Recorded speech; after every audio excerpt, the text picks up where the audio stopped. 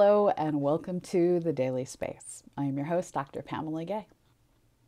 And I am your host, Beth Johnson. Later on in the show, we'll be joined by Dr. Cathy Olkin from the Southwest Research Institute, where she is the Deputy Principal Investigator for the Lucy mission to Jupiter's Trojan asteroids.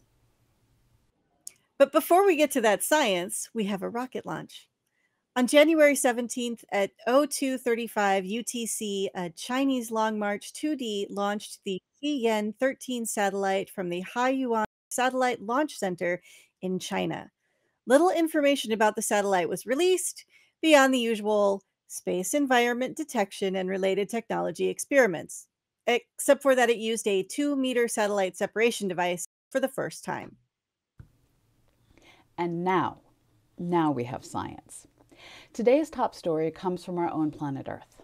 On Saturday, a massive volcano in the island kingdom of Tonga erupted with a force not seen since the 1991 eruption of Mount Pinatubo in the Philippines. Exact details on the eruption are still coming in, and we will be doing an in-depth story on this eruption later this week. What we know so far is that this mile-high ocean volcano is known to undergo massive eruptions about every 1,000 years, with the last massive eruption taking place between 1040 and 1180 Common Era. Saturday's eruption initially ejected material more than 15 kilometers or 9 miles into the atmosphere and triggered a tsunami that caused damage as far away as the west coast of the Americas. Ashfall on the island is many centimeters deep, and this glass-sharp material will be pound for pound harder to remove than snow from even the worst nor'easter. Details on the situation in Tonga are still scarce. The underwater cable that carries communications to Tonga's main island was severed in at least 2 places, and it hasn't been possible to land airplanes on the ash-covered runway. While this volcano, from initial reports, was somewhat smaller in eruption than Mount Pinatubo, it was much better documented. Caught by a variety of different satellites, scientists have been watching its shock waves move through the atmosphere. Again, we will be doing a more detailed report Thursday. For now, we'd like to say this is an ongoing event, and we don't know what else may be in store, either from additional eruptive outbursts or from related ocean landslides and flank collapse. This is going to make relief efforts a challenge. The science is amazing. But this was a populated area of the ocean, and real people are being deeply affected. If you want to learn how you can responsibly donate to relief efforts, please check out our website, dailyspace.org. During our modern camera era, Earth hasn't been wildly active, and it's easy to forget that past volcanic eruptions were capable of triggering global extinctions. 201.3 million years ago, at the boundary between the Triassic and Jurassic periods, 23 to 34% of all marine genera disappeared, and on land, entire classes of animals, including many of the giant reptiles of the time, died off. Past research indicated this may have been caused by massive volcanic eruptions and the release of flood basalts, but the mechanisms for the marine die-off were unclear. Now, in a new paper appearing in the journal Geology and led by Callum Fox, researchers detail the twin processes that could have killed off the Earth's seas. According to Fox, these were a deadly combination of ocean acidification, which inhibited growth of all marine life using calcium carbonate to create shells or body parts, such as mussels, oysters, and corals, and rising levels of hydrogen sulfide in the ocean, which was extremely toxic for all marine life. It all comes down to chemistry. At the end of the day, the gases inside our world are toxic to the life atop our world. And if you are looking for something to blame for our overheated world, look no further than the moon. A new study published in, and I translated the title of this journal, Paleontology Magazine, by Renee Heller and colleagues, reminds us that the early moon was significantly closer to the Earth, closer than modern-day geostationary satellites.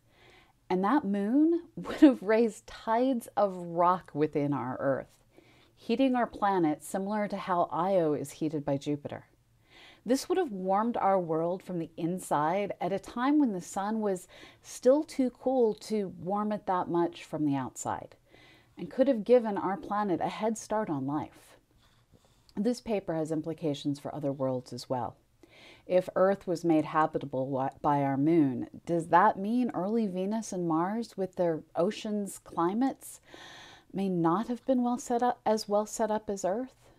For now, all we can do is hope that astrobiologists read this paper and publish answers quickly. When we know more, we'll bring it to you here on the Daily Space. After the break, we'll be back with galactic news. Stay tuned. For the past couple of weeks, we've brought you stories on streams of stars that point toward our galaxy's past consumption of dwarf galaxies that got too close. As we mentioned, it's the time of year when, for whatever reason, these stories tend to come out. And today, we have a story that brings together all these streams to shape one really cool result. A team of researchers led by Ting Li at the University of Toronto has used the Anglo-Australian 4-meter telescope to perform the Southern Stellar Stream Spectroscopic Survey, a survey to measure the chemistry and detailed motions of the stars in 12 different stellar streams, which in turn reveal the effects of dark matter. Geraint Lewis, a collaborator on the project, explains it this way. Think of a Christmas tree. On a dark night, we see the Christmas lights, but not the tree they are wrapped around. But the shape of the lights reveals the shape of the tree. It is the same with stellar streams. Their orbits reveal the dark matter. This paper appears in the Astrophysical Journal, and according to the abstract, the velocity and metallicity dispersion show that half of the stream progenitors were disrupted dwarf galaxies, while the other half originated from disrupted globular clusters. By looking at the chemistry and motions of these streams, they also start to hint at how some streams and some not destroyed objects in the galactic halo may be related to specific streams. This is an ongoing project, and we look forward to seeing more details published over time. Globular clusters are simultaneously one of the most consistently boring looking objects in the sky and one of the most scientifically useful. You can use them to understand our galaxy's history, and now, thanks to giant telescopes, they can also be used to understand the evolution of other galaxies. These spherical collections of stars seem to form in a single burst of star formation under very specific conditions, such as in the shocked gas of merging galaxies. Large galaxies like our own have clusters that may have formed in situ and clusters that definitely formed elsewhere and were then stolen. A new survey of the giant active galaxy Centaurus A documents the locations of 40,000 globular cluster candidates and recommends studying nearly 2,000 of the best ones. These clusters are within roughly 500,000 light years of the galaxy's center, and this is the first time a survey has looked to this great a distance. By confirming clusters, researchers will be able to better understand the merger history of this clearly disrupted system. As explained by Alison Hughes, the first author on an Astrophysical Journal paper on these results, globular clusters are interesting because they can be used as tracers of structures and processes in other galaxies where we can't resolve individual stars. They hold on to chemical signatures, such as the elemental composition of their individual stars, so they tell us something about the environment in which they formed. She goes on to further explain, if you see a line of these globular clusters that all have similar metallicity, chemical composition, and move with similar radial velocity, we know they must have come from the same dwarf galaxy or some similar object that collided with Centaurus A and is now in the process of being assimilated. It's a galaxy universe out there. Let's be honest, it's a galaxy eat galaxy, protoplanet hit protoplanet, and randomly rearranging solar system out there. And thanks to the new Lucy spacecraft, we'll be able to get a better understanding of some of the more local chaos. Stay tuned for an interview with Lucy Deputy Principal Investigator Dr. Cathy Olkin after the break. Hello. Hello. Joining me now is Dr. Cathy Olkin from the Southwest Research Institute. Dr. Olkin is the Deputy Principal Investigator for the Lucy mission, which launched on October 16th, 2021. Lucy will be the first space mission to explore a population of small bodies known as the Trojans, which orbit ahead of and behind Jupiter in the gas giant L4 and L5 Lagrange points. Thank you for joining us, Dr. Olkin. Thank you for having me. I mentioned in your introduction that you're the Deputy Principal Investigator on the Lucy mission. What does that role entail? It entails a lot of different things. The principal investigator is in charge of the mission, and for Lucy, that is Hal Levison, and I am his deputy. So I help with the execution of the mission, and this involves many different things, during the development phase, making sure the spacecraft and the instruments are going to be able to get the science that we need. And we are now in the operations phase after we launched. And so now we're doing a lot of science planning and making sure that we have a robust and resilient plan for executing our science at the Trojan asteroids when we get there. So, will you tell us more about the Trojan asteroids? What are they, and why are we interested in them scientifically? Yeah, they're a really interesting population of small bodies in the outer solar system. There are Trojan asteroids around other planets besides just Jupiter, and the Lucy mission is going to the Jupiter Trojan asteroids. These asteroids exist in two swarms, one ahead of Jupiter, 60 degrees ahead in its orbit, and the other 60 degrees behind in Jupiter's orbit. And these are stability zones. They're Lagrange points, L4 and L5. And that's where the Trojan asteroids are. But we believe that they didn't always exist in that confined location. Some theories. Okay, I was gonna ask you, what are the prevailing hypotheses on the origin of these asteroids and how they came to orbit with Jupiter? Yeah, that's one of the things that makes them so interesting, is that the Trojan asteroids show a diversity of surface features. We've never visited one with the spacecraft before, but there's different colors and different spectral types. And so one of the theories is that planet migration, early in the solar system's evolution, the giant planets moved outward, and that caused a chaotic evolution in the solar system, and that these small bodies, they actually formed in the outer solar system. And during this chaotic evolution, they were flung many different places. Some were ejected from the solar system. Others may have been trapped in these Lagrange points, the L4 and L5 Lagrange points with Jupiter. And so that's one theory of how these objects came to be. And so they're a way of looking at the building blocks that went into the giant planets. But these are the objects that didn't get swept up by giant planets. So they're very interesting. And that's why we call Lucy, the Lucy mission is named after the Australopithecus fossil. Which is a hominid fossil that's about 3 million years old. And it transformed understanding of human evolution, just like we want the Lucy mission to transform our understanding of solar system evolution. So, what sorts of data will Lucy collect on the Trojan asteroids? We have a number of different science goals, and those drive what data we take.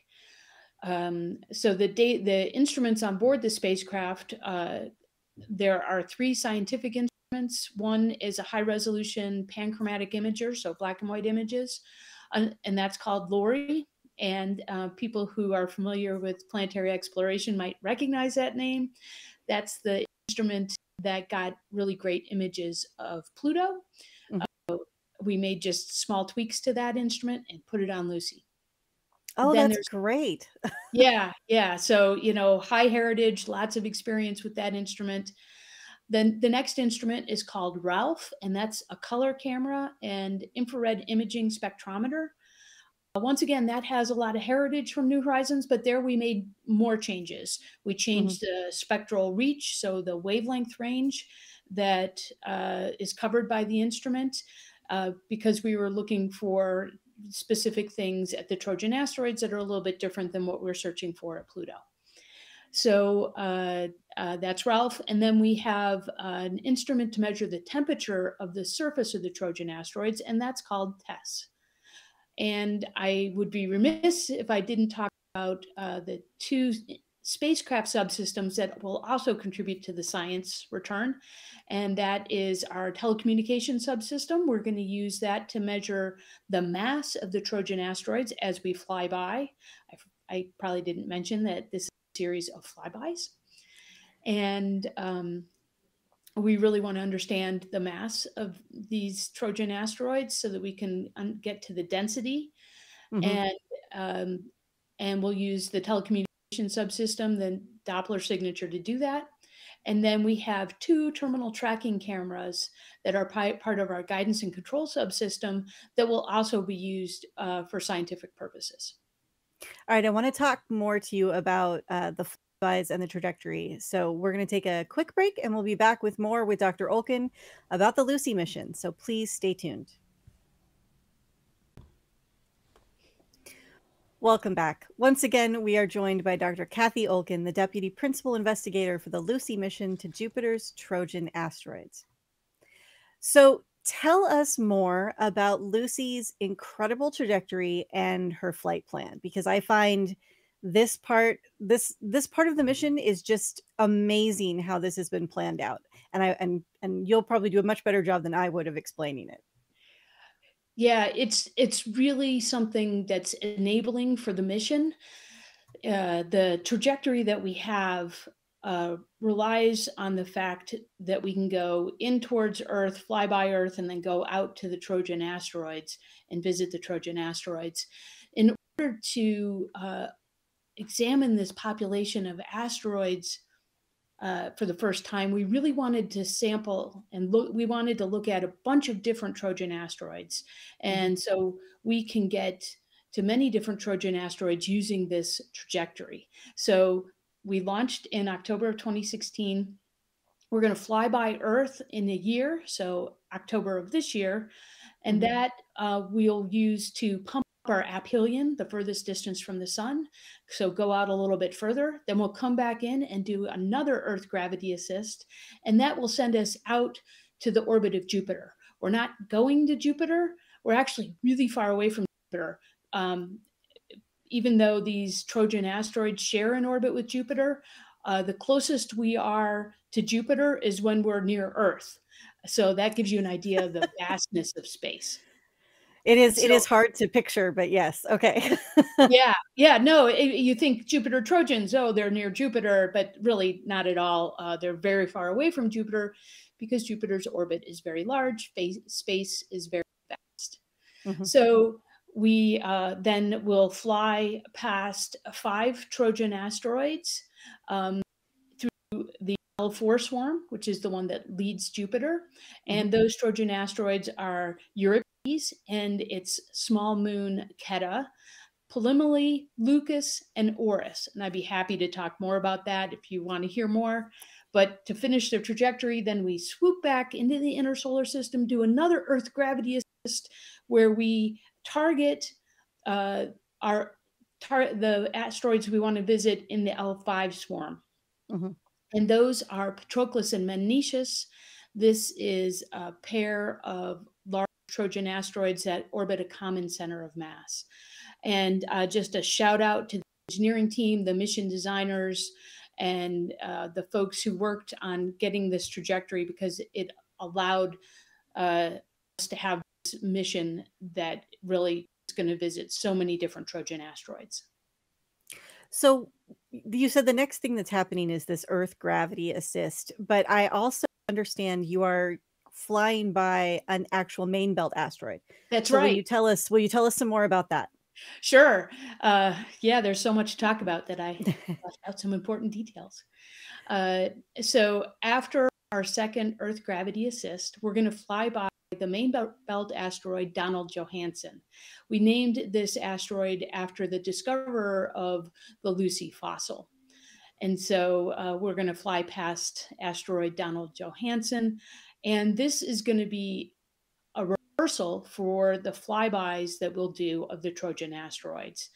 But in addition to being able to exercise the systems and make sure that everything works as we need it to, we'll get interesting science on this small main belt asteroid. And so there's going to be a lot to learn across our whole solar system from Lucy. This is such an exciting mission. Before we close up, I just want to ask, is there anything I didn't ask you that you wish I had? Not that I can think of, but I will tell you one thing that's kind of cool. Mhm. When we made the plan for the Trojan asteroids that we were going to visit, we didn't know that there was a small moon around Euripides. We conducted a series of observations with the Hubble Space Telescope to search really deep to see if there was any small moons that we could see from an Earth-based Similar telescope. to how New Horizons, the same thing was done in the case of New Horizons, and they found more moons of Pluto. Exactly, exactly. And so the moon Keto was discovered, and we named it after Enriqueta Basilio, who was the first woman to light the Olympic cauldron in the Olympics in the 1960s in Mexico. Oh, wow. That is really fascinating. Thank you for sharing that story. Fun fact. Yeah. All right. Well, thank you so much for joining us today, Dr. Olkin. It was a pleasure to have you on, and I fully expect we will have you back on as the mission continues because, of course, this is just beginning, right? We are just in the opening phase of this mission. We are, and I'd love to come back. Thank you very much. Thank you. This has been The Daily Space. You can find more information on all our stories, including images, at dailyspace.org. As always, we're here thanks to the donations of people like you. If you like our content, please consider joining our Patreon at patreon.com/CosmoQuestX.